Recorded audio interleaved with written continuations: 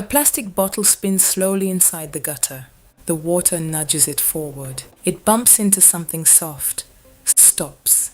Behind it, the water begins to gather, quietly spreading across the concrete. The drain is already blocked, but nobody notices. After all, it is only one bottle. This is how my community used to be until something happened.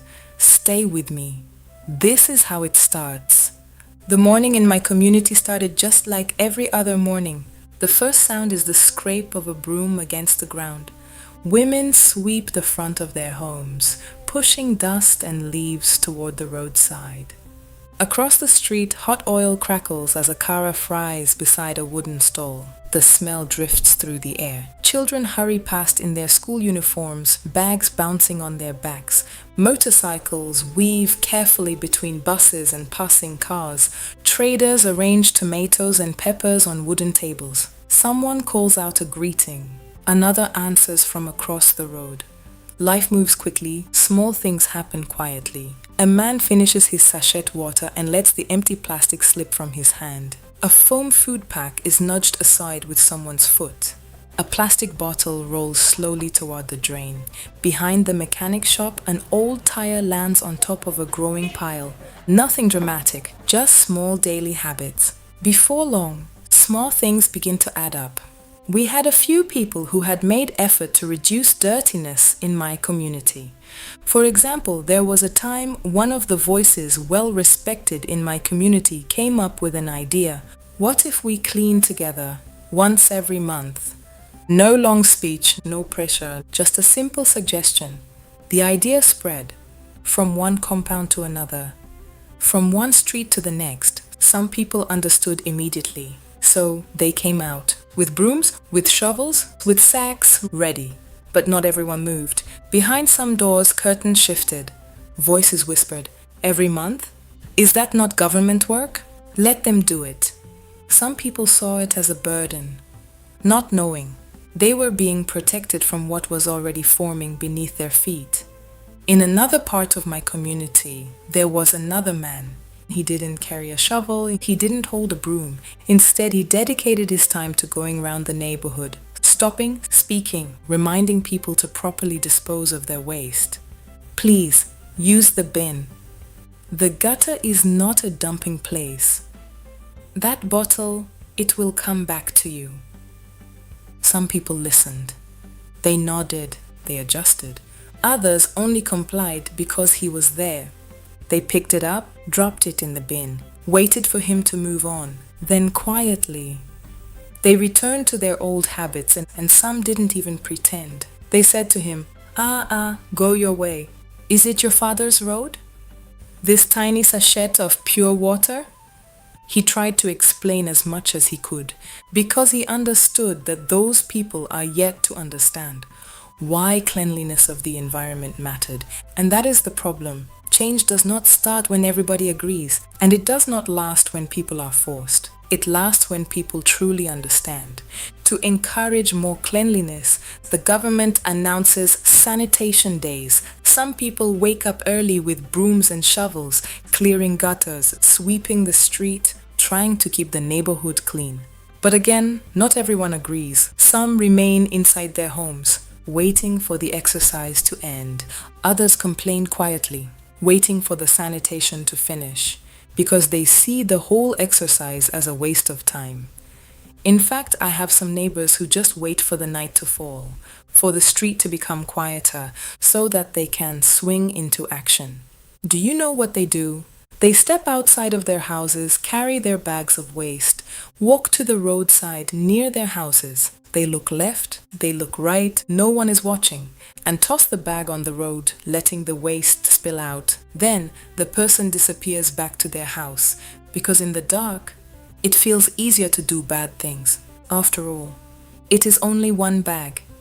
You might wonder if we are that poor in my community, that no one could sponsor ensuring the environment is always clean. I will tell you today, we have rich people. You can see their mansion houses looking beautiful despite their tall gates. Fresh paint, clean compounds, Inside those compounds, everything looks tidy. Floors are swept, gardens are watered, but outside the gate, they do not mind the same smelly gutter that runs past every house, including theirs. So long their rooms and compounds are clean and beautiful, they forget that when the result of people's bad habit comes, everyone in the neighborhood would share in it. Rich or poor, big house or small, as months passed, inside the drain, things begin to collect. Plastic presses against plastic. Mud settles around it, bottle by bottle, bag by bag. The gutter holds everything, patiently, silently, because gutters do not complain. They simply keep what we give them until the day water comes looking for space. One fateful afternoon, children play football nearby. Their laughter echoes down the street. The ball bounces once, twice, then drops into the gutter. One boy runs over. He reaches down, pulls the ball out, then runs back to the game. The plastic stays where it is, and the game continues. Because children just want to play. By evening, the sky begins to change. Clouds gather slowly above the houses. A breeze moves through the street, lifting dust and rustling the trees. People look up and smile. Ah, rain is coming. Rain is always welcome here. It cools the air. It settles the dust. It gives the ground a chance to breathe. But it can also be very unfriendly, especially when you've blocked its path. And guess what? We are all contributing to this. I know you are thinking, but how? I will tell you. When you finished drinking that pure water and refused to put the sachet in the bin, but instead you dropped it on the floor. The empty plastic bottle you threw in the gutter the other day. Remember? Every bag you dropped when nobody was looking. Where do you think they all go? Into the gutters, of course. To block the drainages that helps us push excess water away from our land. And tonight, the water will finally meet what the street has been leaving behind. And in situations where the waters meet a blocked gutter, it will always find another way through your street, into your home, around your feet. Not because it wants to, but because we have blocked the gutters with our waste. And now, it has nowhere else to go. The rain begins the way rain usually does. First, a few quiet drops, then more. Soon the sound spreads across the roofs of my community. Rain tapping against zinc sheets. Tut, tut, tut, tut. Within minutes, the rhythm grows louder. Water slides down the roofs, runs along the edges of buildings, drips from balconies. Small streams begin forming along the roadside, moving slowly at first, then faster. Looking for the gutters, because that is the agreement every town makes with rain. You fool, we guide you away. That is how streets stay dry. That is how homes stay safe. At least, that is how it is supposed to work. Children laugh when the rain comes. Some stretch their hands into the falling water. Others jump across puddles forming along the road. Their slippers splash loudly. Adults stand in doorways watching the sky. One man folds his arms and says, "It will clear." Another person nods. Yes, it always clears. The rain continues. Water gathers along the edges of the street. It begins moving downhill, searching for the drains my community has always relied on. The water reaches the first gutter and slows, not suddenly, just enough to hesitate. Something is blocking the entrance. Plastic bags press tightly against the opening. Empty sachets wedge themselves between them. Crushed bottles lock the pile together. The drain is already full. Then begins spreading sideways. At first the puddle does not look serious. Just a shallow pool across the road. The kind people normally step around. A motorcycle rides through it. Splash! Dirty water sprays against the pavement. A shop owner quickly lifts her baskets of tomatoes and peppers from the ground. Still, nobody is too worried. Rainwater usually disappears quickly here, but this time the rain keeps falling and the puddle keeps growing. Soon neighbors begin stepping outside. Others stare down at the road. One man walks closer to the drain. He picks up a long stick from the roadside. He pushes it into the gutter. The stick stops. He pushes harder, still blocked. He shifts the stick again. It hits plastic, then more plastic. The man pauses. Then someone says quietly what everyone is beginning to realize. The gutter is blocked. The words settle heavily in the air. Two other men join him. Without thinking, they bend down and pull a few plastic bottles from the drain area. More hands join, and suddenly, everyone is outside, using whatever tool they could find nearby to pull the clogged plastic from the gutters, scooping mud, trying anything just to make the water move. Because when danger becomes real, people will try anything to fix in minutes what they ignored for months. As the rain keeps falling, more water keeps arriving. It becomes dangerous for the men to keep trying, so they rush back into their houses, hoping something will allow the drain to open. The puddle becomes a stream. The stream becomes a pool. The pool spreads across the road. It creeps slowly toward doorsteps. People move quickly now. Mattresses are lifted. Buckets appear. Furniture is pushed against the walls. Night falls. The rain continues. The drains remain blocked. The water spreads across the street, across the pavement, across the threshold of homes, inside living rooms, inside kitchens, inside bedrooms. The same water that should have traveled through the gutters. The houses behind tall gates are not spared. The smaller houses down the street are not spared either. Water does not ask who is rich. Water does not ask who is poor. It simply follows the path that we have left for it. And that path leads straight into homes, under beds, around children's feet. Inside many homes, people stand helplessly watching the water move across their floors. Floating with it are things that should never have entered the house. Plastic bottles, sachets, food packs, leaves, the same things the street had been collecting for months, now returning. Because when water cannot pass through the gutter, the whole street becomes the river. And when the street becomes the river, every home along its path becomes part of the flood. Morning arrives quietly after the night of rain. The clouds have moved on. The sky looks clear again. But the streets of my community still carry the memory of the flood. Small pools of water sit in low places, beside the gutters, near the roadside, behind mechanic shops. Old tires half filled with brown water.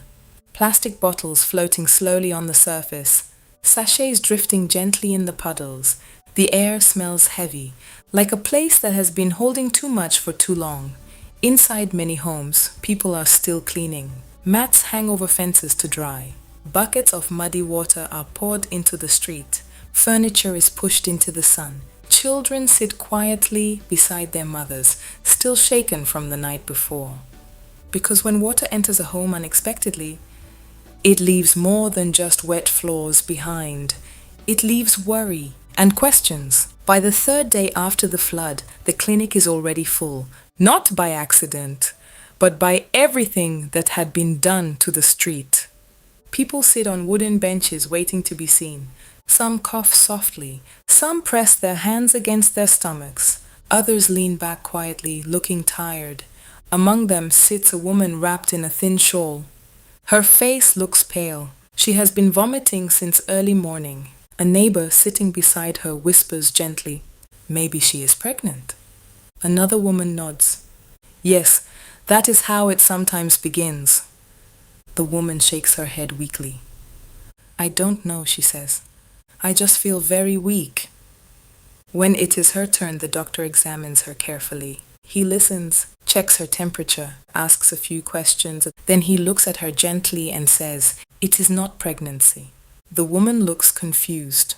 "What is it then?" The doctor sighs quietly. "It is malaria." Around the room, a few people shift in their seats. Malaria is not a new word here. Everyone has heard it before. But what many people do not fully understand is where it truly begins.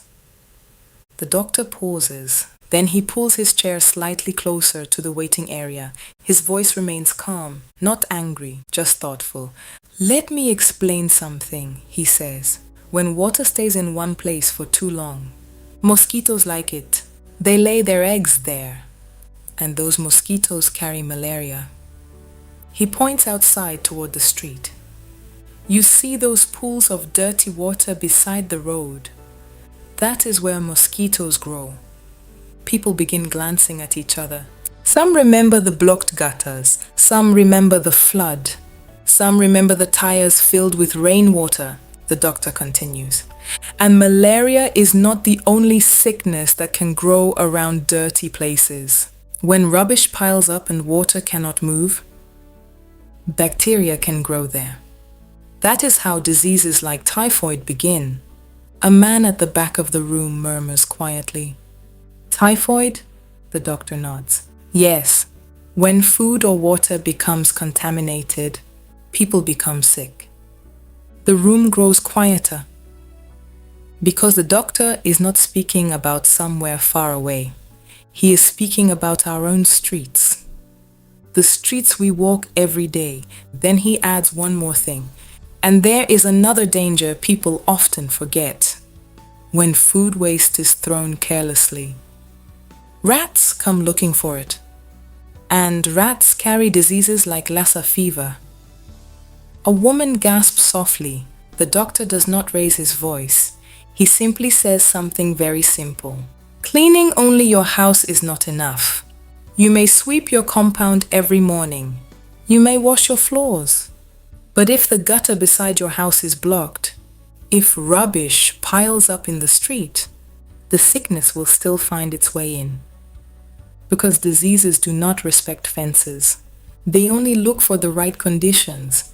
People shift in their seats again. But this time, they are not just listening. They are thinking about the blocked gutters they passed by this morning, thinking about the floodwater that entered their homes.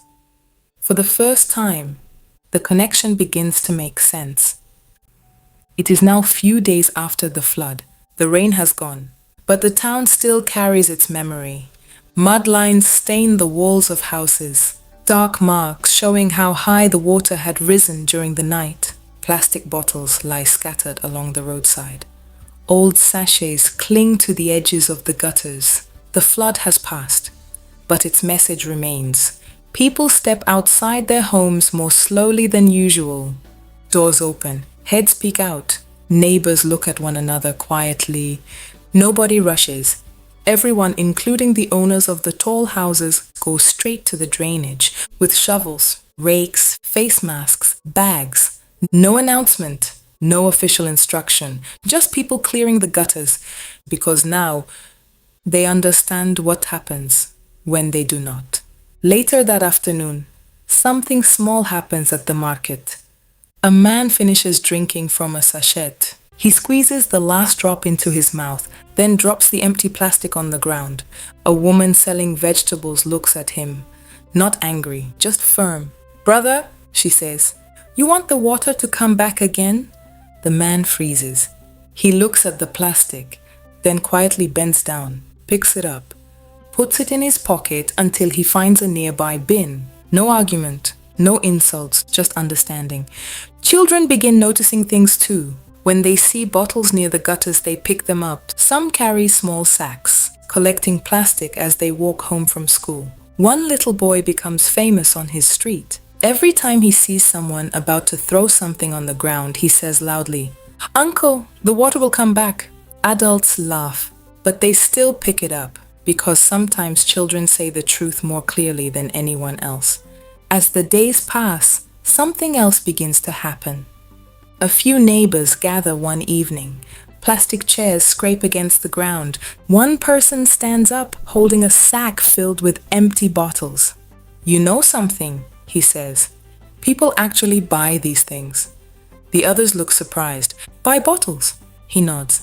"Yes, even tires. They are called recycling companies." Another person adds, "And the mechanic shops throw away tires every week?" A woman laughs softly. "So you mean the rubbish we throw away can also bring small income?" The man smiles. "Yes, not plenty money, but something." The group looks at one another, thinking, because sometimes the same problem that causes trouble also hides an opportunity. And that is how the next chapter begins. Not with a big announcement, not with a government program, but with an idea, a simple one. Keeping the environment clean while creating dignity in work. That evening, under the tree, a small weighing scale sits on a wooden table. A sack of plastic bottles is lifted onto it. The scale tilts slightly. The man beside it scribbles something into a small notebook. Then he reaches into his pocket. Money changes hands. Not a lot, but enough to make everyone smile. Because something that used to be rubbish has just become value. In the days that follow, the streets of my community begin to look a little different. Mechanic shops begin keeping tires aside, instead of pushing them into the gutters or leaving them beside the road. One young man starts visiting the workshops every week, collecting tires, loading them into a small cart, then taking them to a larger buyer across town. He is not a factory owner, he is simply a connector, one of the people in the middle, people who collect the recycled products and transport them to recycling companies. Slowly, waste begins to move in a different direction, not into the gutters, but toward opportunity. Children become the most enthusiastic helpers. After school, some walk around with small sacks, picking bottles from the roadside, gathering plastics near the drains. One girl explains proudly to her friend, "If we keep the gutters clear, the water will go." Her friend nods, "And if we collect the bottles, we can sell them." They laugh, because for them, the lesson is simple. When we collect recycled products, we keep our streets clean, reduce mosquitoes and germs, keep the drains clear, and prevent flooding, which means better health and even small income. As more people do this, the gutters begin to breathe again. Where plastic once blocked the flow, the channels become clearer. Water moves through them more easily. The street smells fresher, not perfect, but better. Because change does not arrive all at once. It begins with small habits, repeated every day. Weeks later, rain returns to my community. Clouds gather, drops fall. The familiar rhythm begins again on the zinc roofs. Water runs along the street, looking for the drains, just like before. People watch. With fear in their hearts, they wait. The water reaches the gutter. For a moment, it hesitates, then something different happens. It keeps moving, flowing smoothly through the drain, disappearing down the channel. The street stays dry. People look out through their windows, watching closely, waiting to see if the water will rise or move. And then they see it, now moving. The street erupts with joy. And right there, they understand something clearly. Keeping the environment clean is not for anybody else, it is for their own good. The gutters did not change by themselves. The rain did not change either. What changed was the people. Rain will still fall in my community, just like it always has. The streets are still the same, the houses are still the same. But something important has changed. People now understand that the spaces we share belong to all of us. Some clear the gutters, some collect bottles and tires and turn them into small income. Some teach children why the environment must stay clean. Different actions, one shared responsibility, because a community is not protected by walls, it is protected by its own people. People who understand that your street is also your neighbor's street, your gutter is also your neighbor's gutter. Your actions touch other lives. Malaria does not begin in the hospital. Typhoid does not begin in the clinic. Lassa fever does not begin in the laboratory. Sometimes these sicknesses begin in the places we ignore. The stagnant water beside the road, the rubbish blocking the drain, the waste thrown away when nobody was watching. The environment we neglect is the same environment we live in. And when it becomes unhealthy, none of us is truly protected. The queue to protect our environment is forming. Where will you stand when it reaches you?